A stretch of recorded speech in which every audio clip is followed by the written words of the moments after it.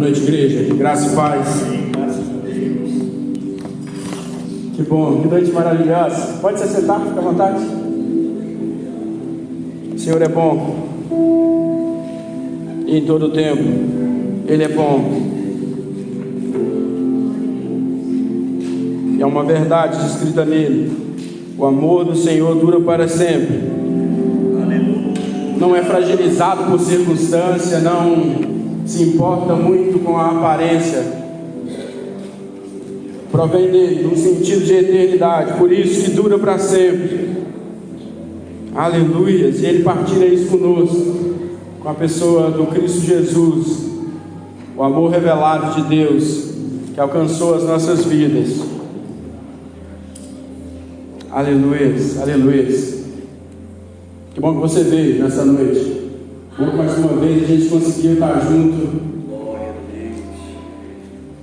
tirando um pouco do tempo dentro desse tempo, da correria da semana, talvez não tão corrida assim para alguns e talvez mais corrida para outros.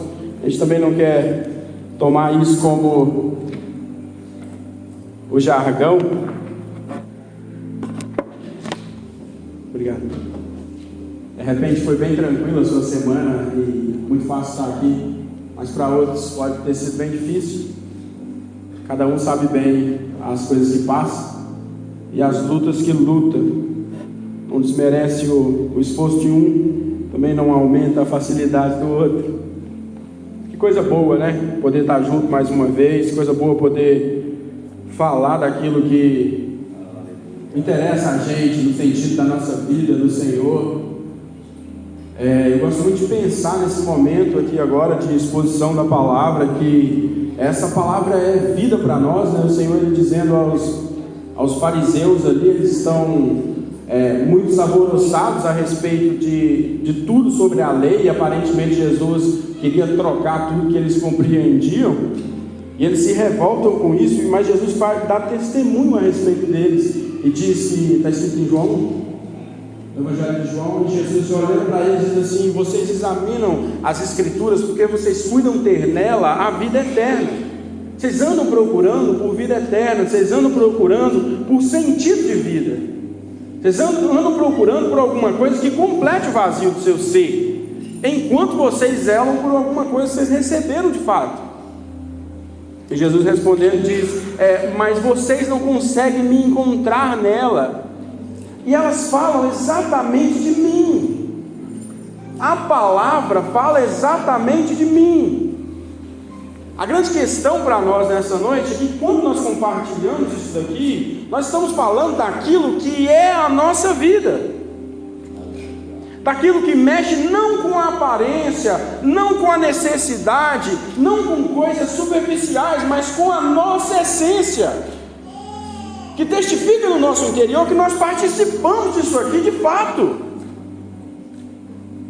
que está entranhado em nós, e que não é mais um momento que a gente separa dentro da semana para que alguma coisa espetacularmente aconteça em 35 minutos que mude a direção da nossa vida. Muito pelo contrário, a nossa vida foi mudada em Cristo, e cada 35 minutos, 1 minuto, 20 minutos é de extrema importância, porque tudo é Ele na nossa vida.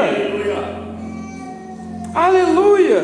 Então quando a gente para escutar algo assim, não há uma separação do falante e do ouvinte, há uma combinação perfeita, chamada de comunicação, que é um acordo entre duas pessoas, onde fala e escuta, e deixa descer até o centro das emoções e se entende. Aleluias. Por que eu estou falando disso? A Bíblia diz que Jesus, ou melhor, para sintetizar melhor essa questão, Deus andava com Adão e Eva no jardim. Se você for encontrar, tem um texto que diz que eles escutam os passos de Deus no jardim. Não é andar como nós andamos com Cristo hoje. Sabemos e até fazemos as reuniões para que a gente de alguma forma possa ficar mais perto dele ao aparente, mas de fato como você marcar um encontro com um amigo e saber, ele chegará a tal hora, por mais que ele se atrase um pouco, mas ele chegará porque ele combinou comigo que estaria aqui nesse horário. E a Bíblia diz que eles andavam com Deus. Na viração do dia, o Senhor vinha andar com eles. Eles tinham Deus como um amigo imediato, conversavam com Deus as coisas sobre a descoberta da nova vida deles.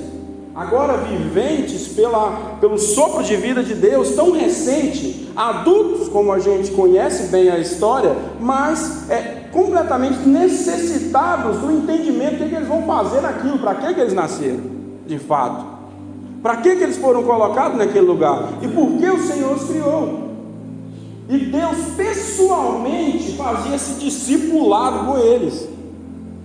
Pessoalmente, dia após dia, na viração do dia, Deus vinha ali naquele lugar e conversava com eles, face a face. E eles ouviam de Deus e se desenvolvia na pessoa que eles eram diante de Deus. Percebe que toda vez que houver novo nascimento, há uma necessidade de se aprender a andar. Não é assim as crianças? A gente está vendo alguns recém-nascidos aqui na igreja. Isso é uma maravilha de Deus, né? Se a gente não conseguir fazer um evangelismo efetivo no sentido de trazer pessoas grandes, nós vamos criar a nossa própria comunidade fazendo filhos. Eu vi um pastor falando isso, achei muito interessante. Acho que ele conta melhor que eu. Mas faz todo sentido. E aí tem alguns recém-nascidos aí, e uma montoeira de casais aí também novos, aí pronto para cada um ter 12. Vai dar certo. Ô glória! Guima, falta 10 ainda, né? Mas, então Deus, você entende que diante dessa situação, sempre onde há uma novidade, há algo novo, há um cuidado, segundo o desenvolvimento dessa coisa nova. É porque você não sabe. Pensa numa pessoa que ela é recém-habilitada, ela sabe de fato para conseguir ter passado naquilo, mas ela não tem a experiência de dirigir por aí em todos os aspectos, para que ela tenha confiança de fazer aquilo com maestria, igualmente a um piloto já mais renomado pelo tempo. E tudo isso vai fazendo sentido, e tudo isso está disponível ali, né, a toda novidade. E mediante a isso daqui, para nós também está disponível o aprendizado do Senhor, segundo quem nós somos nele. Mas há uma coisa terrível que quebra completamente como a gente vai se desenvolver, é se nós nos sentirmos prontos, no sentido de, pode deixar, o Senhor me deu, deixa que eu assumo.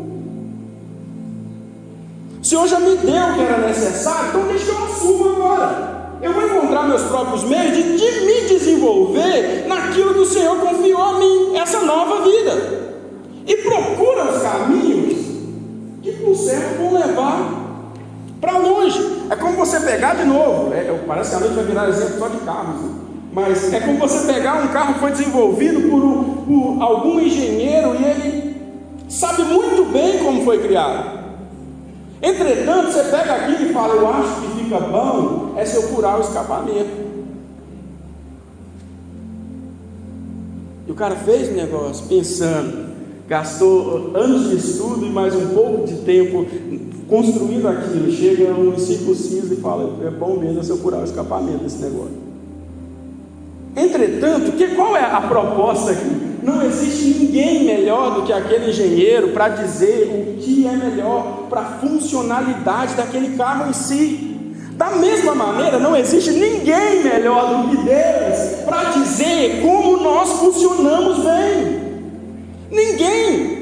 Então todo homem que toma consciência de si próprio e diz, eu vou tomar conta da minha vida segundo a minha própria vontade, se lasca. Essa palavra é muito interessante, né? É boa, que faz mais sentido, não seja tão ofensiva. Mas é de fato, não há um exemplo de alguém que resolveu seguir a sua própria cabeça no sentido das coisas de Deus, que não se deu mal. E aí a gente vê esse primeiro exemplo do homem e a mulher criada ali juntamente com Deus, se desenvolvendo, e é tudo funcional. Ele tem uma escola bíblica diária. Todo dia Deus passava a conversa com eles ali: vocês são assim, a natureza de vocês é boa, vocês nasceram para o bem, a natureza de vocês é boa, não tem nada faltando em vocês, vocês são plenos, tudo está com vocês. Eu soprei do meu próprio Espírito em vocês para guiar vocês não andar por aí do jeito, sem saber, né? Desorientado na vida, todos os dias. Então você encontra esse lugar perfeito deles e propício. Tem o próprio Deus. A gente gosta muito de dizer isso daqui, que se o próprio Deus, ele não consegue é o nosso entendimento, né? Ele não consegue fazer com que aquelas pessoas fiquem cativas a ele naquele primeiro momento. Nós não temos pretensão nenhuma. Por isso nós não pregamos a nós mesmos. Nós pregamos aquilo que nós recebemos do Espírito Santo de Deus, porque vai testificar no coração daquele que tem o Espírito Santo de Deus, e vai fazer sentido tudo lá na frente, para não dizer também, assim, o rei Lã mandou fazer tal coisa. Quem sou eu para mandar fazer tal coisa? Há 2 anos atrás vocês não me conheciam. Não tenho o que é suficiente para guiar a vida das pessoas, mas eu conheço aquele que nos criou na eternidade, e sobre ele nós não atrevemos dizer que ele não entende do assunto, porque ele entende. Aleluias! E chega um certo dia, a Bíblia diz que a serpente vem conversar com a mulher. Ela conversa com a mulher de uma maneira que ela ilude a mulher, e toda a ilusão acontece porque a mulher deseja algo. Só que não existe desejo se não houver um sentimento de escassez, no princípio de que há falta. E a serpente diz para a mulher que faz falta nela, tem uma falha nela, tem algo faltando nela. Só que percebe comigo que Deus tinha acabado de dizer: vocês são plenos, não há falta, vocês são completos. E a serpente chega e diz: falta alguma coisa. E naquele momento a mulher olha, a serpente fala: você não pode comer. Ela fala: eu só não vou comer porque se eu comer eu vou morrer. E ela diz: você não vai morrer, você vai ficar como Deus. E ela começa a olhar aquilo e pensa: então falta alguma coisa em mim, falta ser mais como Deus. E naquele momento cria um sentimento de escassez, de desejo, no sentido de falta, um sentimento de busca. Começa a buscar sem compreender, ou melhor, sem observar aquilo que já é, trocando, melhor dizendo, aquilo que já é por aquilo que almeja ser. E ela vai e consome, ou é consumida pelo desejo de momento, tentando resolver uma situação, e ilude também Adão, como nós conhecemos bem a história. Depois chega o próprio Deus, da mesma maneira. Percebe que como Deus não muda a partir das coisas que a gente faz, Ele não pode ser influenciado. Ele está lá no mesmo dia, na viração do dia, na mesma hora, na viração do dia. A Bíblia diz: quem não está lá é o homem.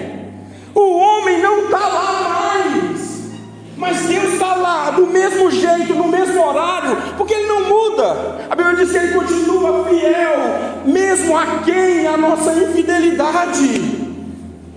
Ele está lá no mesmo dia, e Ele chega e faz a primeira pergunta conhecida, dizendo: onde está você, Adão? E o Adão responde: eu ouvi a sua voz e eu me assustei. Na verdade, eu tive medo, porque eu estava nu e eu me escondi.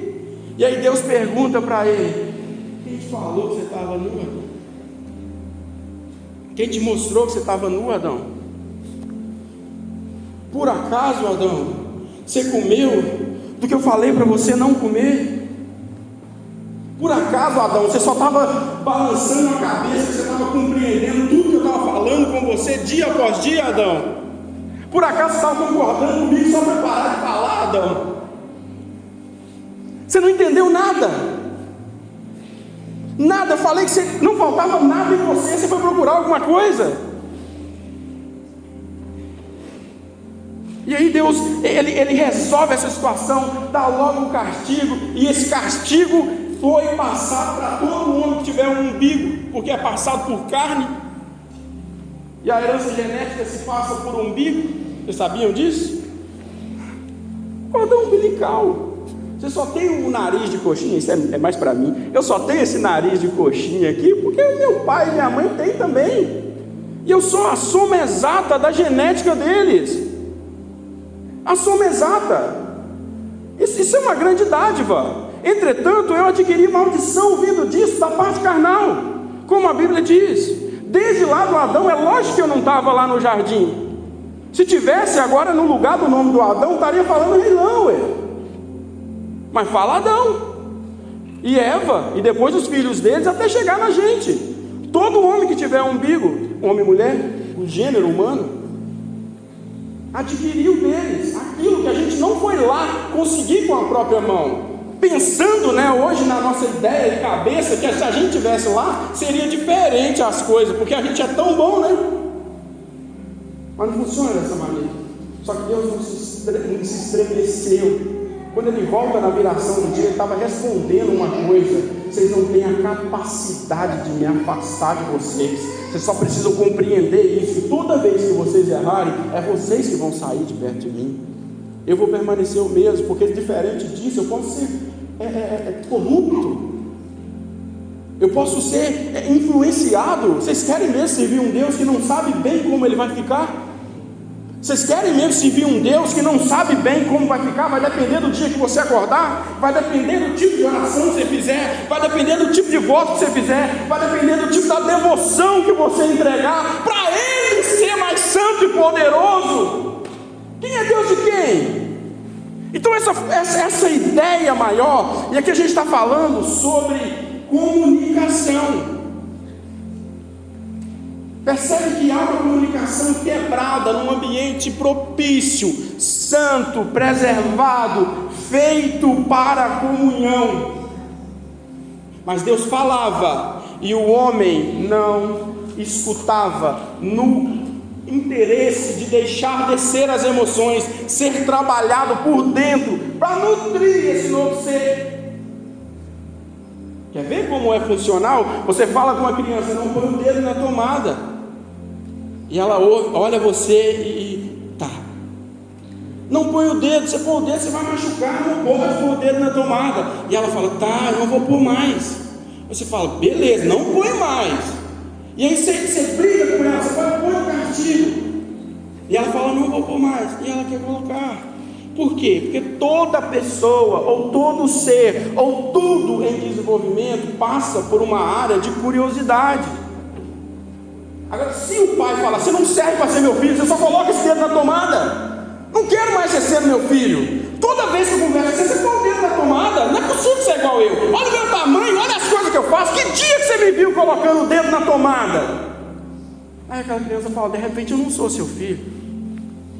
Quando cresce, de repente eu não sou mesmo seu filho, porque eu estou olhando e o Senhor nunca colocou o dedo na tomada, E eu sou doido para colocar um dedo na tomada. Parece que eu nasci para colocar o dedo na tomada. E tudo que eu faço tentando correr da tomada, eu estou sempre colocando o dedo na tomada.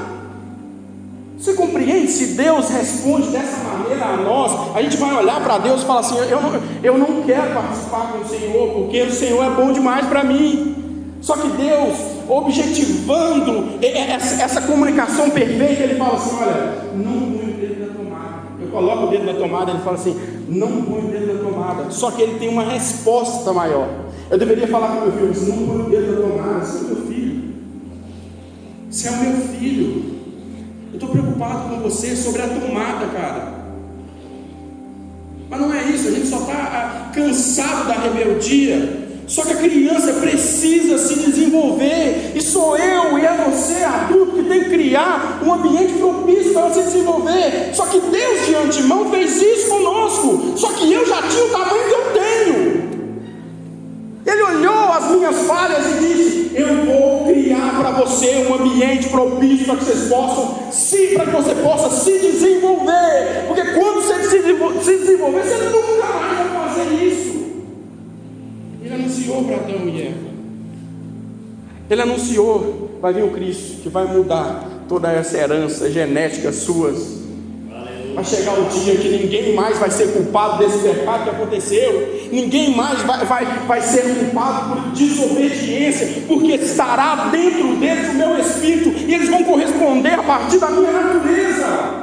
E o que eles vão fazer? Eles serão como Deus, no sentido de que? Santos, irrepreensíveis. Cara, pessoas que não põem mais dentro da tomada. Aleluia! E se eu colocar o dedo na tomada? Adquiriu cultura. Mas não é você. Porque você olha para o Pai e o Pai não põe dedo na tomada. E nós somos a imagem revelada de Deus. Não foi isso? Façamos o homem um ser capaz de levar nele mesmo a semelhança daquele que o criou. Aí nós ouvimos: Deus santo, bondoso, misericordioso, aleluia, justo, amoroso. O que há em nós? O que há dentro de nós? Não, mas eu vi você pôr o dedo na tomada. Todo mundo sabe que eu não estou falando de tomada. Eu vi. Quero saber, meu amigo, se vai me chamar de um camarada que põe dedo na tomada. Tentei até pensar no verbo de ação nisso. Acho que nem existe o punhador de dedo na tomada. Você é um punhador de dedo na tomada. Como que eu posso ser isso, cara? Eu coloquei o dedo na tomada mesmo, porque eu estava curioso a respeito das coisas. Mas quando eu desenvolver legal, você vai ver que eu não vou fazer isso nunca mais. E depois, vai fazer o quê? Agora você está bom demais para andar comigo, porque agora você não põe dedo na tomada. Não, cara. A fé, a nossa fé, só é de fato fé se ela puder trabalhar agora, enquanto as pessoas estão em desenvolvimento, porque depois não precisa mais. Depois não precisa mais. Depois você não precisa ser paciente e misericordioso com ninguém, porque está todo mundo perfeito. É agora, é nesse momento agora. Eu ver um camarada colocar o dedo na tomada e me importar com ele, assim como Deus fez comigo. Mas não. Eu vejo um cara colocando o dedo na tomada, eu chamo os caras que não põem o dedo na tomada para julgar aquele que põe, dizendo que você podia ser bom porque nós é bom. Entretanto, não funciona dessa maneira. Ele precisa de tempo para se desenvolver. Ele precisa que a sua fé trabalhe em função dele, para criar um ambiente propício para que ele possa se desenvolver. É a mesma representatividade de Deus. É a mesma. Aleluias.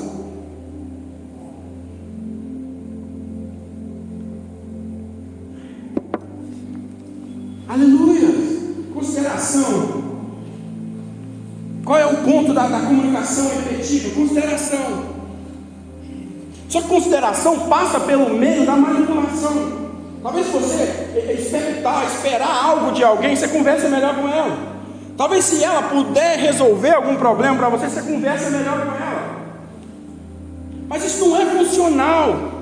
A gente tem os nossos entes queridos, pessoas mais próximas, que de repente a gente faria algo ou alguma coisa no sentido de considerar essas pessoas, porque elas nos pediram algo. De repente a gente tem coragem de fazer isso. Mas como eu disse, pode passar por esse âmbito também de interesse, onde eu considero no sentido, porque a pessoa pode me levar a algum lugar que as outras não podem, ou fazer algo por mim que as outras não podem, e eu sei bem disso. Mas há uma graça nisso, de a gente considerar aqueles que são o que são, e não aqueles que podem, ou aqueles que serão. Há uma graça muito grande. A Bíblia tem um versículo que eu queria ler com vocês, para não ficar só nas minhas palavras. Lucas 6,46 diz assim: por que me chamais Senhor, Senhor, se vocês não fazem o que eu mando?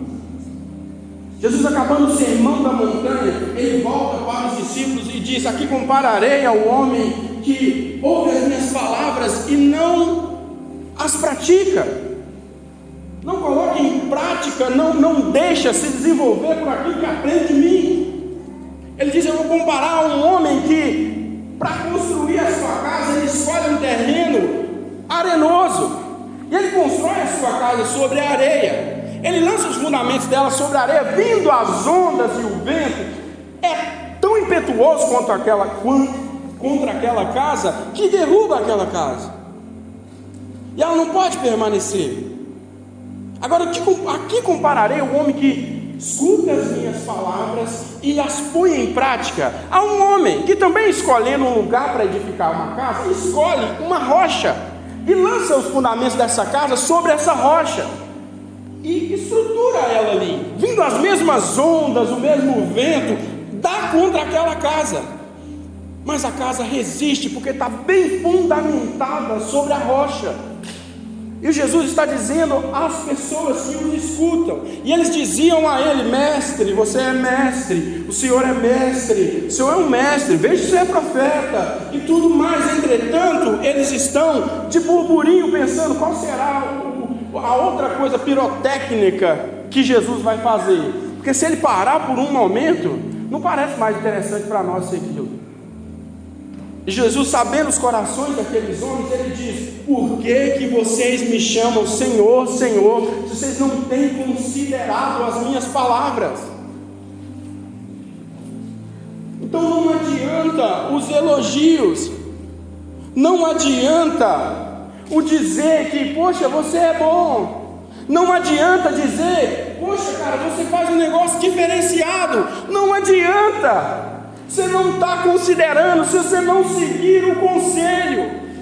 E qual a disfunção, qual a dificuldade de seguir o conselho? É porque eu estou olhando do lado de cá e falo assim: eu não estou pronto, eu só estou achando legal, eu não quero mais aprender, eu estou achando legal, estou achando bom já, tudo que eu sei, tudo que eu sou.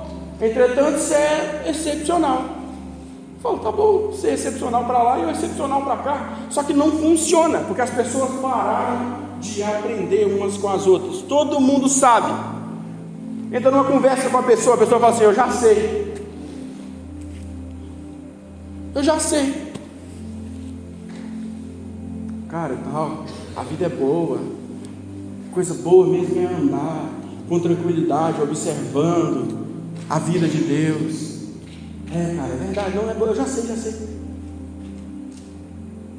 Não entra nesse lugar com um pouco mais de profundidade na coisa.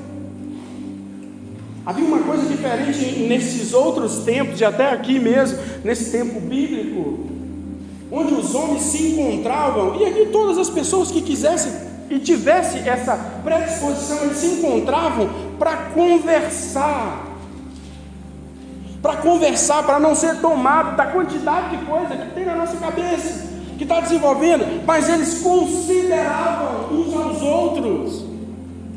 Só tem um jeito de você aprender com uma pessoa, se você a considerar, se você considerar que de fato aquela pessoa tem algo para te falar. Você percebe o que nós estamos falando aqui nessa noite?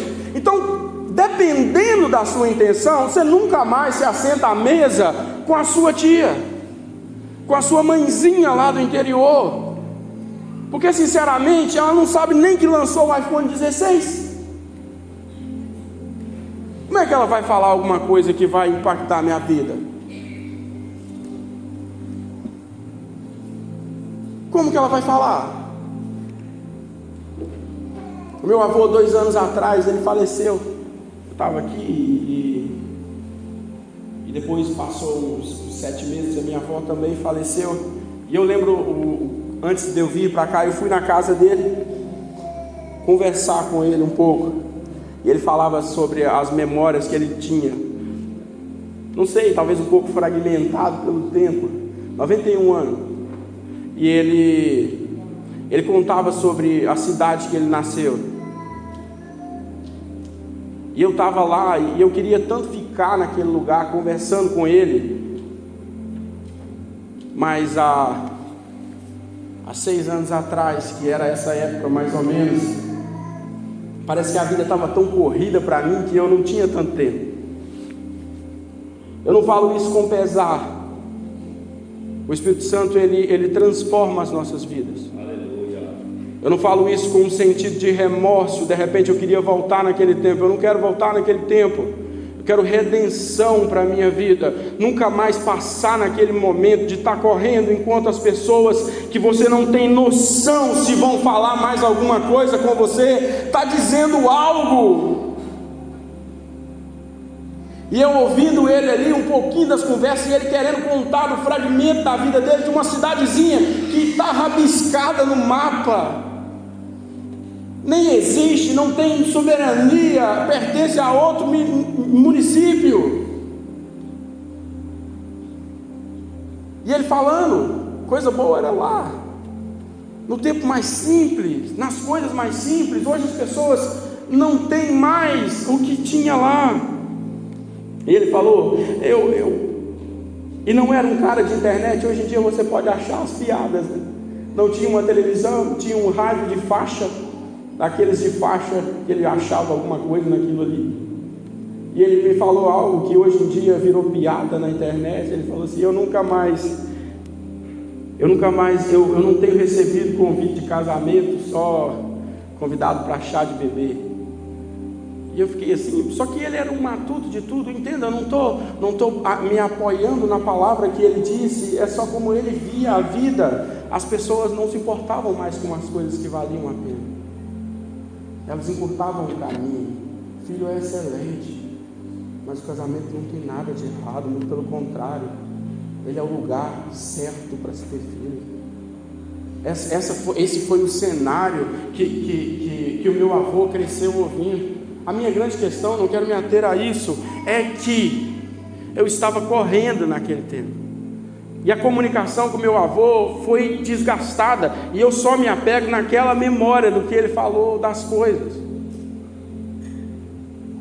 Eu poderia ter ficado ali, mas aparentemente eu tinha muita coisa para fazer no meu dia, só não consigo me lembrar o que eu fiz. Então essa é a grande questão, e Jesus está pontuando exatamente isso para as pessoas que andavam atrás dele, dizendo, Senhor é bom, você tem algo para dizer para nós, que vai mudar a nossa vida.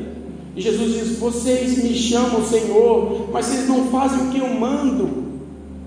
Eu explico para vocês, eu dou conselho a vocês, e vocês não pegam os conselhos, vocês só querem o oba-oba. Não tem jeito. Aqui compararei vocês, pessoas sem fundamento, que estão fundamentando a vida de vocês em cima de coisas que podem ser tiradas, e não fixando nessa rocha inabalável que eu estou apresentando para vocês. Aleluia! Aleluia! Quero finalizar, para não ser muito longo com os irmãos, ao menos uma vez. Há um texto muito conhecido, Jesus, depois de ter sido ressuscitado, ele volta à praia e está sentado ali, e ele fica esperando, porque o Pedro, que ele tinha incumbido de tocar a igreja, no sentido de, a igreja, Pedro, é construção minha, edificado sobre essa rocha que sou eu, mas guia os meninos, Pedro. Você tem uma intrepidez, cara. Você pode usar isso para o melhor. Faça isso. E aí o Pedro balança com a cabeça como se entendesse. E Jesus, tá bom. Só que quando passa a morte de Jesus, o Pedro volta a pescar. E você percebe, se você for ler esse evangelho bendito, está escrito que eles abandonam os barcos. E eles deixam as redes para trás. Eles não tinham mais, para ter que investir de novo naquilo que Deus tirou eles de lá. Só porque parece que agora é impossível, porque aquele que fez a promessa está morto, no entendimento deles. E eles voltam a pescar, e quando eles voltam, Jesus os encontra na praia. E quando Jesus está na praia, esperando Pedro volta. E a Bíblia diz que Pedro vê Jesus ao longe, e fica como um cachorro, literalmente, cabisbaixo, envergonhado do que fez. E ele volta para Jesus, e ele está tão perplexo com aquilo. Jesus fala, você pegou alguma coisa, Pedro? Você pegou alguma coisa? E ele diz, não, eu não peguei nada. E pesquei a noite toda, e eu não peguei nada. Se deixasse ele sozinho, talvez ele começaria a refletir sobre o que eu estou fazendo, cara. Eu não consigo me manter no propósito. Mas parece que a esperança está morta. O que eu ando fazendo? Mas no segundo momento, Jesus está preparando um peixe e pães à praia. E ele fala: vem, senta comigo, que eu tenho uma comida aqui, Pedro. Vamos mais um tempinho de mesa, não passando esses 3 anos que a gente passou junto, comendo junto, sofrendo junto mesmo as coisas. Passa para cá, vem comer comigo.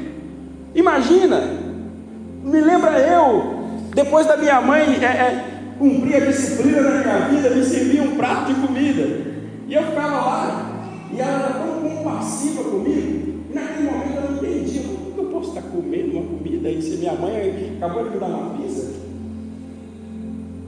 Entende? Mas Jesus não havia dito nada para Pedro, não havia repreendido Pedro, estava chamando ele para comer, só que ele entendia, ele fala: eu estou tão fora do propósito, que eu não sei onde colocar a minha cara. Só que Jesus não está ligando com isso. Ele fala: você vem comer comigo? Vou comer com o Senhor de novo. Fala: Pedro, você me ama? Então, o que falta para a gente, na consideração geral, é amar as pessoas. A gente não tem coragem de dizer. E quando a gente diz, eu te amo em Cristo Jesus. Sabe por quê? Porque isso é fala de igreja, mas não serve para a vida. Isso é fala de igreja. Isso é jargão de templo. Eu te amo em Cristo Jesus. Mas não compreende que é isso. Você está dizendo que você pertence ao mesmo sangue. Eu pertenço ao mesmo sangue que você. É o mesmo sangue que nos faz filhos de Deus. É o mesmo sangue que foi derramado sobre você, foi derramado sobre mim e sobre toda a humanidade. É irmão mais do que irmão, porque é um sangue bendito, e não foi passado através de um umbigo, passado espiritualmente de uma forma que não pode ser revogada. Aleluia. E o Pedro olha para Jesus, Jesus fala: você me ama, Pedro? Ele fala: eu te amo. E a primeira resposta do Pedro é como todas as outras, um maneio de cabeça seguinte à resposta, positivamente. E ao segundo momento, Jesus volta para o Pedro de novo e diz: Pedro, você me ama, Pedro, mais do que os outros, Pedro. Olha a pergunta de Jesus, e parece fazer muito sentido. Parece que Deus está convidando a gente para amar mais Ele do que os irmãos. Mas não. Ele está dizendo: você me ama, Pedro, mais do que os outros. E o Pedro diz: eu te amo mais do que os outros. E aí Jesus diz uma terceira vez para ele: Pedro, você me ama mais do que os outros, Pedro, mais do que tudo. E ele para diante daquele negócio e diz assim: vê aí no meu coração.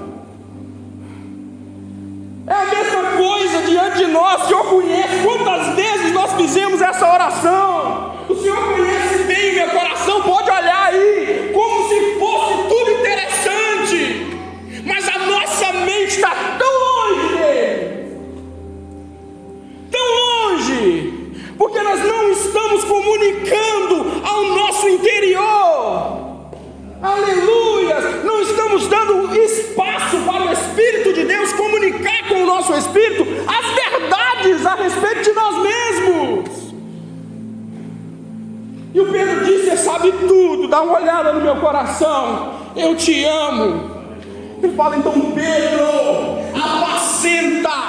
apacenta as minhas ovelhas. Vai cuidar de gente, Pedro. Não é para você se colocar o amor que nós temos entre o amor que você tem com seus irmãos como um impedimento. Eu quero ficar mais pertinho do Pai. Como briga de irmão em casa, o pai me ama mais do que você foi achado no lixo. Aleluia! Aquele que diz ter comunhão com Deus e não tem comunhão com o irmão é mentiroso. Essa é a palavra de Deus. Como é que você pode amar a Deus que você nunca nem viu e não amar o irmão que você vê todo dia? É mentira, é uma fé fingida. vida. Aleluias! Deus não nos chamou para colocá-lo num pedestal e amar a Ele acima da comunhão, porque todos nós estamos debaixo do mesmo sangue. Aleluia! Não foi para nos tirar do lugar que Ele veio, Ele foi para nos incluir no meio do mundo. Aleluia! Porque a gente ou nós somos a resposta que o mundo clama. Nós somos a resposta. Não tem outro que tem. Não existe no mundo a paz que nós carregamos. Não existe no mundo a luz que nós carregamos. Aleluia! Só está em nós. E herança do Espírito Santo. É herança do Espírito Santo para nós, para que enquanto nós vamos desenvolvendo a nossa vida, as pessoas possam ver Deus em nós, através de nós, e se convertam ao Pai. Aleluias, mas somente porque ela encontrou um irmão. Aleluias, aleluias. A gente pode pregar uma vida inteira, a gente pode criar o que for, para criar uma linha que leve as pessoas a um lugar. Se você não se sentar na mesa e fizer com que a sua fé trabalhe em prol daquele que nem te considera irmão, porque ele não conhece a Deus como você conhece, mas você precisa considerá-lo irmão, porque não existe outra maneira dele se converter. Esse é o ministério incumbido a nós por Deus, o ministério da reconciliação, da maneira que todas as pessoas que olharem para nós, elas vão ver Deus, inevitavelmente. Isso não há pretensão, isso não há orgulhos aflorados no sentido do que nós podemos fazer, mas nós não vamos parar de desenvolver, porque o Espírito Santo resplandece na nossa vida. O Espírito Santo resplandece na nossa vida. Não fazemos o personagem, nós somos aquilo que Deus disse que nós somos. Amém, aleluia. E temos todas essas coisas. Aleluias. Coloque seus pés. Tem uma palavra de oração.